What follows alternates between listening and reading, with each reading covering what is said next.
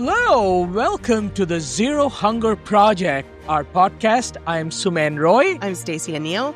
And we have Dr. Mustafa, who's going to have continue our conversation from last week. Stacia, do you want to talk a little about Dr. Mustafa? Sure. Dr. Koc is an emeritus professor of sociology at Toronto Metropolitan University.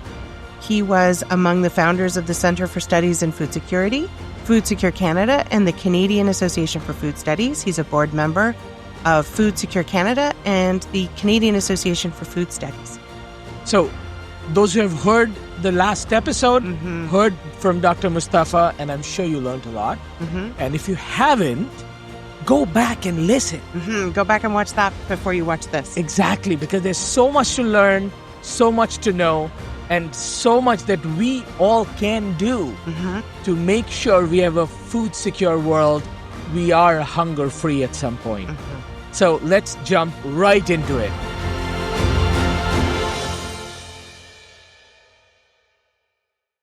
We talked a little bit in a previous episode about, I mentioned the idea of these generational farmers in Canada who are now giving up their farms because it's no longer viable for them, or their kids don't want to farm, and they're getting too much money from developers for their land. How do we incentivize farmers? How do we get people back into farming? First of all, land is very expensive. If you're a young farmer, if you want to get into agriculture, you need land. Your parents may have land, but they do not have pension. They rely on a plan to sell their land and retire after that. And so even if you are purchasing the land from your parents, you have to go to the bank. And banking system, our financial system, isn't any less concentrated than our beef sector. It's highly concentrated. So the interest rates are more or less the same offered by different banks. So, and you need support. If you need to purchase land through mortgage, and it is expensive. And old farmers want to sell their land and retire, and they want to look for the best price. And if they are close to the cities, and unfortunately our cities are always built in the prime agricultural lands, such as Toronto. And so if you're a small farmer just north of, let's say, Markham, and if you have a piece of land, and if somebody will come and say, I wanna continue growing cabbages in your farm, I'm going to pay you this much price, but a developer comes in, gives you 3 times as much. What are you going to do? So, I mean, and we cannot blame the individuals, but we have to find mechanisms to maybe establish land trusts so that a certain amount of land can be accessible for only agricultural purposes.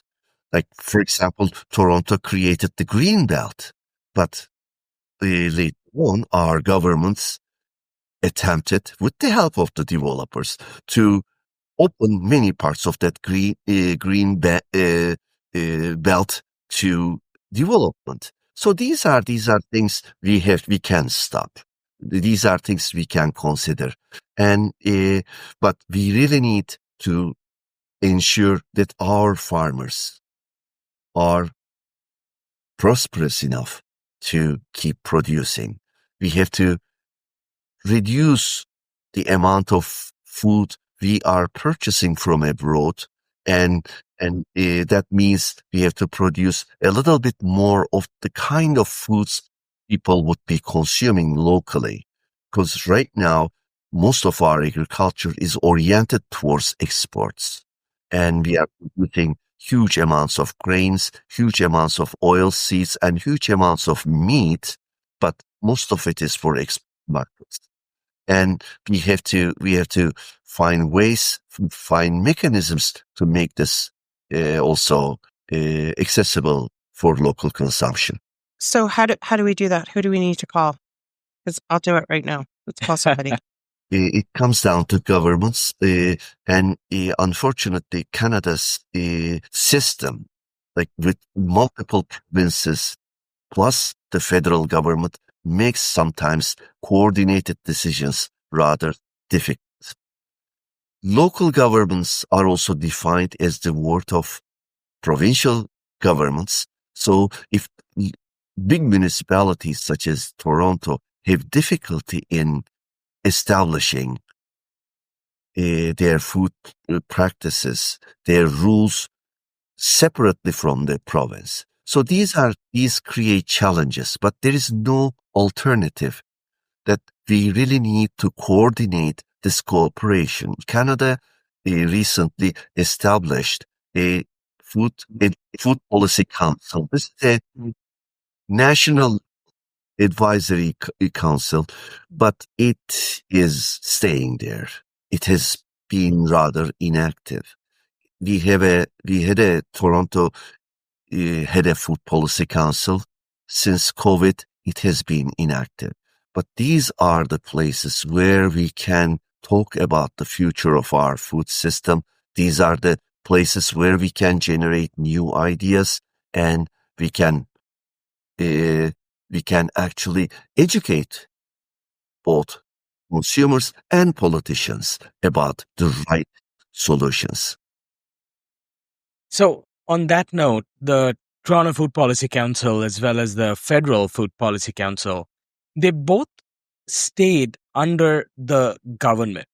Like, government literally owned the workings of these food policy councils under the public health for the city of Toronto and agriculture in the federal. Is that the right place that these bodies need to reside? Yes and no. Yes and no. I mean, we still have the governments have the legitimacy to make policies, and there are examples of citizen-based civic food policy councils in the U.S.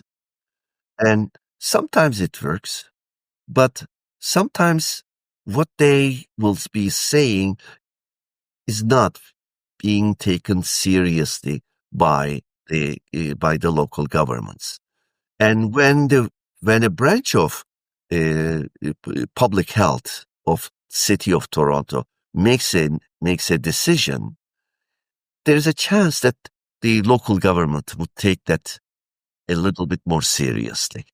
Otherwise, they can dismiss what we can say. Likewise, same thing at the federal level. Unfortunately, many of these agencies do not have any teeth. We are basically telling them that they can only have brains, but they cannot have hands, they cannot have legs, they cannot have teeth to bite. So it is just the brain generating ideas. But if there is no ability for them to put what they provide into action, then they are helpless. That's the sad situation. We produce wonderful policies. We make wonderful plans. Like in 1998, for example, Canada had a food security action plan, and like you cannot even find it at the Agriculture Canada website. You really have to spend a long time to find exactly what was inside that document. Because before the ink dried on that document, it was forgotten. Nobody cared for it. And there was not an organization or agency to implement, to monitor what it was supposed to be doing. The federal government at that time established a food security bureau. It was a bureau within Agriculture Canada, and Agriculture Canada, it openly was saying that they had no mandate for food security inside Canada because their mandate was food security globally. So you create a food security bureau inside Agriculture Canada is completely dysfunctional. And it was a bureau of one person. So what is that person supposed to do? So really, if we really want these organizations, these agencies to work, we have to fund them properly. And if the Toronto Food Policy Council will have proper funding, and if they can monitor what's being done in the city, and if they can evaluate some of the programs that are receiving funding support from the local government, from the provincial government, then we are talking about business. Then they can have a bite. Let me ask you, a lot of this is really stressful. These concepts are really stressful and they're anxiety inducing. And I think it renders people inert because they feel like they can't do anything to indemnify themselves against what's happening because it's big business and it's big politics. And the individual person, I think, feels really kind of, unplugged, helpless. Yeah. Is there any good news, Mustafa? Is there anything good happening? Are there any good trends? Can we bring some levity to this somehow? When we are scared, we just try to hide under the blanket. We just pull the blanket on top of us and do not want to see the reality.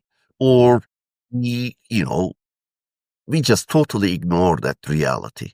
If the news is not nice, we cannot handle it because anxiety causes depression, and most people cannot handle the anxiety for too long. But if we are aware of the fact that we can actually make a difference, then we work towards it. One thing I can tell you, all these powerful governments, all these big corporations are as strong and as viable as the dinosaurs.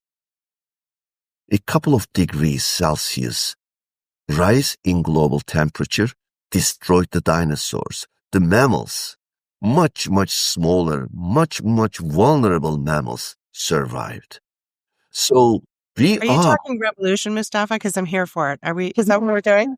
I'm not talking about revolution, but I'm basically talking about the vulnerability of some of the huge corporations. And so the small incubators, small ideas that are out there can win during a time of crisis. And innovations can be possible during bad times. During the scary times, social change is much more possible, much more feasible.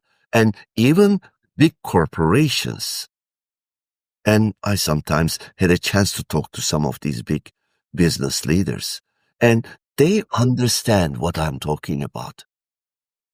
An average Joe can dismiss me, but these people understand what we are talking about. But they say, but I cannot. I understand what you are saying, but as one, I cannot do the change. The change has to be collective. So for that, we have to do the hard thing, to talk to people, talk to each other, talk to our friends, talk to our families, talk to everybody. And the politics of food starts at the kitchen table. Talk to your neighbors. If you are a community organization, and if you are reaching out to 200 people, talk to 200 people. If you are a family of 4, talk to the other 3. And that's only possible. We can only manage change if we bring our collective energy together. Otherwise, democracy dies, politics dies, and we will be waiting for our ends, and which is quite depressing for me. As long as we are alive, as long as we are doing our best, I think, and as long as we are willing to accept change, I think we can do something. I borrow this concept from Antonio Gramsci, an Italian radical, I should say. And he was saying that what we need is the pessimism of the mind, intellect, and optimism of the will. And we need to be realistic in it about the problems we are dealing with, and we should talk about those problems. But we should also find ways of how we can actually, through our actions, change these things. And I believe change is possible. I think that's brilliant. And what I'm hearing loud and clear, and we have talked about it a few times today, is the power at the end of the day lies in the hands of the community. If we can all get together anyway and work towards a common goal, change is coming for the better. So I think that's super exciting. I also think that this is one of those problems that affects every single person on the planet. At some point, regardless of how much you have in comparison to how little somebody else has, at the end of the day, you cannot purchase something that does not exist. So there's going to come a point where it's not going to matter how much money you have. If there's no food left for anybody, there's just no food left. There will be a particular subset that's going to hoard, but what this is going to do, I think, is galvanize everybody to work together, because it's a problem that literally affects everybody on the planet. And hopefully there's something to that. 100%. So, Dr. Mustafa, there is a burning question, because this I ask many scholars, is do you think there is a need for a minister of food in provinces or federal? I believe so. Either a minister of food or a interdepartmental committee where people from branches of government, health, agriculture, environment, can work together to produce policies. And either one of them can work, but as long as they have mandates, they have ability to... That's just it, right? Because these things seem to be at the whim and mercy. I mean, we were talking about what's happened to the Department of Women and Gender Equity recently. Yeah. That they seem to be at the whim of whoever's in power, and whether it's attractive or not. So is there a way that we can just pound that into the ground and say it's an immutable thing? It is. Food is a human right. And so is gender equity. And so is gender equity. But at the end of the day, there is nowhere where the buck stops. And when we are talking about food specifically, it is easy to move from one department to the other, one ministry to the other without doing. And we saw that in COVID. Yeah. We saw that during COVID. We had a crisis on food security, but there was nobody in any level of government that could say the buck stops with this ministry. Yeah. And that, I think, is a problem. Yeah. Well, I mean, the problem is that also these ministries are transient things. They exist or don't exist on the whim of the prevailing politicians. So, I mean, that to me seems tenuous. I mean, it's a good idea in theory, but I've seen enough of things that are actually important, like gender equity and gender parity, and that can be negotiated away on a whim. Exactly. But more important than the ministers, I think it's just the deputy ministers. These are the bureaucrats who are actually well informed. They know the problems. They understand the issues. They know how the government works. And if they are able to, or if they are willing to make changes, and the willingness comes from the politician. The politician basically says, I want you to do this. And then they will do it. They will do exceptional job. They know how to do it. The politician may not know how to do it. But the politician is the arm of the people and say, in the name of the people, I want you to do this. And I think they can do it. They can deliver it. These are very smart, very well-informed people. So what I'm hearing is we want the communities to actually have these conversations with the politicians and say, this is what we need. That's where it starts, doesn't it? Exactly. And but aren't you having those conversations every day, Suman? I mean, is anybody listening? Well, they are. Okay. not as... Have I become jaded? No. They are. And I think you have the right to ask this question because it's not as fast as it should be. Yeah. The school food is a great example. Yeah.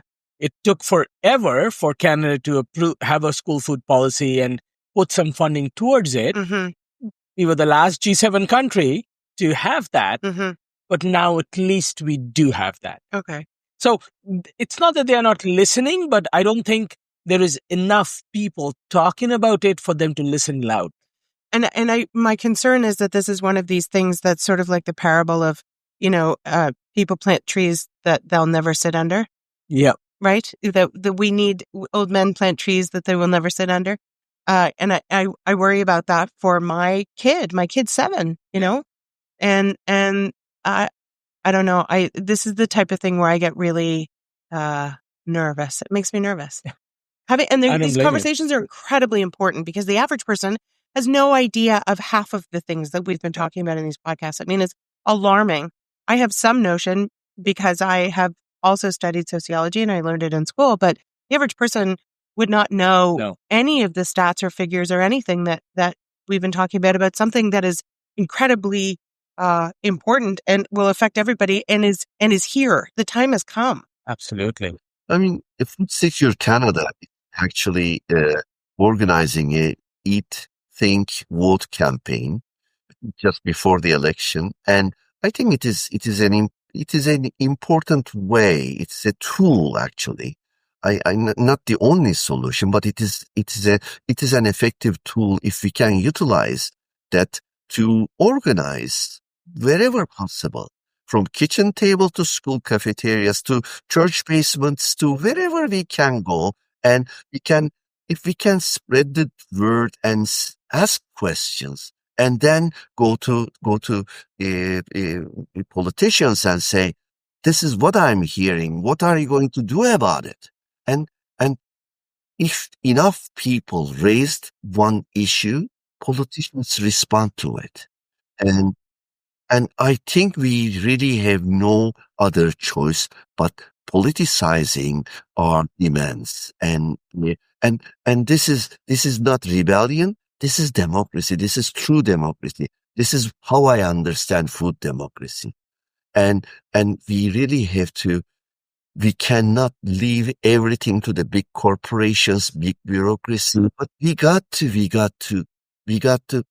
tell them our demands, tell them our problems, speak those problems. And that's the only way. And again, this is something we've been talking about earlier, holding them accountable with our votes and with our pocketbooks, right? And just, we've seen that this huge, upsurge of nationalism since everything's going on, across the way, as it were. And people are now, ferociously buying Canadian products, and they're really exercising in a time where people feel really disenfranchised. They're really exercising their voice through their spending power. And that has really, catalyzed a whole lot of people into action. Absolutely. I think one of the challenges, going back to the policy and the government, when you're speaking, because I work a lot in the grassroots level, and we are speaking to food insecure community members who are coming to the food banks, who's most vulnerable, they do not understand the role the governments, federal or provincial or municipal, can play to make sure food is more accessible to them. Right. They don't feel food is a government problem. Right. And I think the problem starts with that. Yeah. And that is why they don't raise the issue. Yeah. Because they don't get it that the governments can make a big difference to what they put on the plate. Is there a certain amount of that that's also contingent on the fact that a lot of the people that come to these food banks are new Canadians? 100%. Because back home, whatever the back home is, the government works very differently. Yeah. And community works very differently. I mean, 100%. Certainly in places, the only place I can speak to with any authority is India, because I lived there for a while, and seeing how people in the countryside do much better than people in the cities, because people in the country will share with each other. You give me a chicken and I'll give you a goat, and somebody's sick and somebody can come over and look after them. In the cities, everybody's so stratified and carving out little pieces of themselves. I think that happens here also. We've sort of lost that sense of, I mean, it's what you're creating, right? The sense of community and harmony and capacity building and those types of things. Yeah, it is. But in countries like India, because I was born there and I grew up there to some extent, I feel the social safety net, which in North America we put it under the government, is not under government back home. No. It is with community and friends and family. Which is a huge shift. It is very different. I know back in India, if my dad lost his job, I'm probably not going to be homeless, even if my family hates me. Right. They will figure out a way so I'm not sleeping on the street. Yeah, you'll sleep in the shed in the yard. Somewhere, but that is always not the case in North America. No, 100%. Absolutely. That's absolutely true. And Mustafa, do you think that is something that is got to do with how we understand politics, how we understand food security, how we understand government's role? I think that is possible. That's to a certain extent is the possibility. But I mean, this community also knows sharing. This is especially in the countryside, people work together, and we got to create the environment to bring people together. And for example, a couple of years ago, we had a blackout in this city and it was total darkness. The police could not reach everywhere. The government could not reach everywhere. The communication stopped. Nothing had happened. No crimes, no violence. People were just orderly and sometimes helping each other to their neighbors. And so this is a community that understands, people understand the need for cooperation, because cooperation is the biggest human ability, biggest human agency. Only through cooperation we have managed to survive. And it's kind of part of our Canadian identity, isn't it? Exactly. And we tend to think that humans are competitive, aggressive go-getters. It is really not true. Without cooperation, without the help and support of each other inside the families with others, we could not survive. But in different places, the emphasis on this cooperative nature changes, because in North America, especially during welfare state, people got the comfort that they do not need to rely on their families because the state, the corporation, whatever, would look after them. Yeah. But even now, it's changing because many young people cannot get jobs. And with artificial intelligence, unemployment is likely to increase. There will be significant changes in employment opportunities in our economy. So we may experience even more food insecurity, but we also need even more cooperation. So we got to understand what's going on right now, what had happened in the past, and what we need to do for tomorrow, because tomorrow may not be as bright as we imagine. So what's your best case scenario with all of this? It's hard to make predictions. To be honest with you, I could make predictions 30 years ago, 40 years ago, and I could say, well, in the next decade, this will happen. It is so volatile. I can't even tell you what will happen tomorrow. It is a very difficult period, but that difficulty also makes it possible, because many people are concerned and many people are feeling insecure, and that kind of insecurity requires people to say, what can I do to save myself, my family, my community, my country? And even just the tongue-in-cheek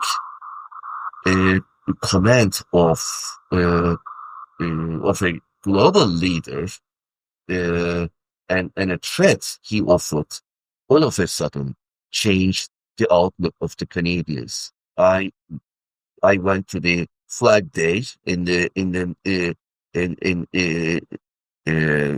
Toronto municipality, and the normal community is just maybe 40, 50 people, and the mayor would be there. Lots of people were there. And lots of people in my community were putting flags in front of their houses. And this, the kind of insecurity sometimes can scare people, but sometimes can move people to action. And, and again, we cannot just wait. If we are aware of what is going on, if we are understanding what is going on, we just need to tell people what can they do or what we should be doing collectively. And I think,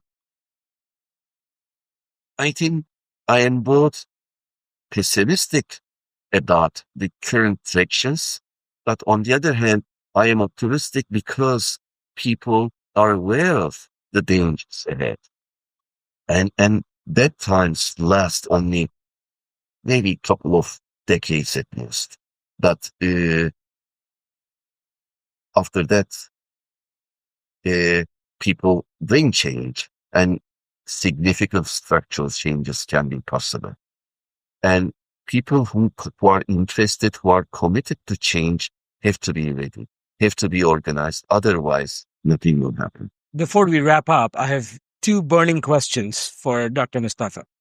Uh, if today the Prime Minister of Canada knocks at your door and says, give me one policy idea that you want me to implement for better food world in this country, what would be your recommendation?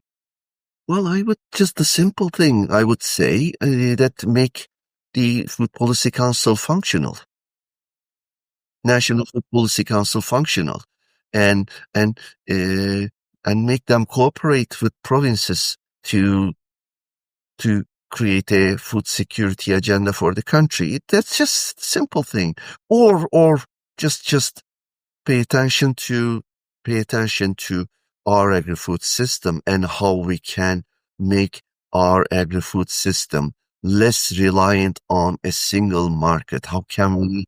And this is not just for agri-food system. This is for all parts of our economy. I mean, we need to think about reestablishing contacts. And I am happy to see the Prime Minister. His first act was going to Europe, and I'm sure he's talking about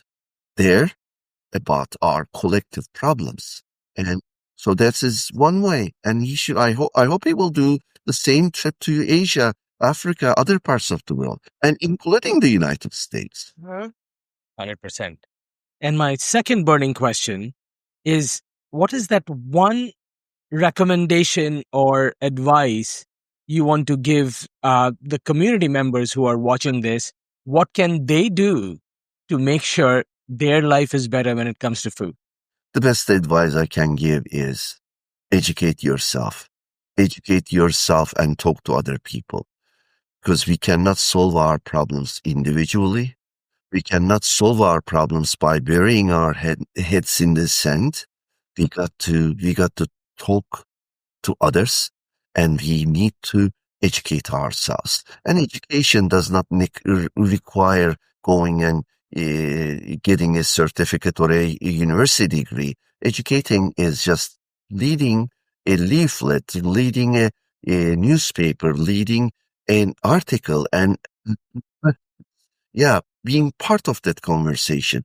And those of us who are also in knowledge production or knowledge sharing, we have to make the knowledge more available, more accessible to everybody. I retired last year, and I established a free website where I'm called Food Politics. It's a Substack website, and I weekly I post things columns that are accessible to average person so that they can read and they can try to understand. And if they have questions, they can write to me. So we're going to put your Substack address up on the Absolutely. YouTube channel. I think so that's people can access fantastic. that. Yeah. Well, thank you very much for spending some time with us this afternoon and educating us and creating an opportunity for dialogue where we can talk about this and build a community around these issues that are vitally important to everyone on the planet. Yeah, thank you, Mustafa. This is great to have you. And for all our listeners and viewers, you heard the advice that Dr. Mustafa gave us, and it is educate yourself. So subscribe to us, listen all these conversations, ask us questions, because we may go back and bug Professor Mustafa and ask him your questions for you. Follow his website, follow his articles, read and ask him questions directly. So there's a lot you can do. And there's no substitute for knowledge. Let's get to the real knowledge. Let's hear from experts and let's work together to attain zero hunger. So follow us, Zero Hunger Project.